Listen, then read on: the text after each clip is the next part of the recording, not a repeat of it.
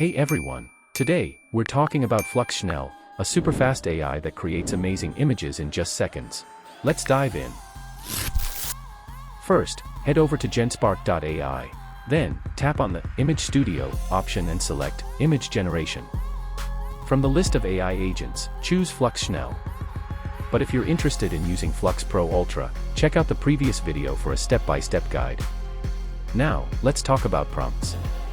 I'm using savitai.com to find a high-quality prompt.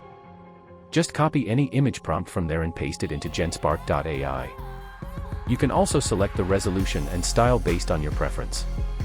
If you don't want to make any specific changes, just leave it on default mode.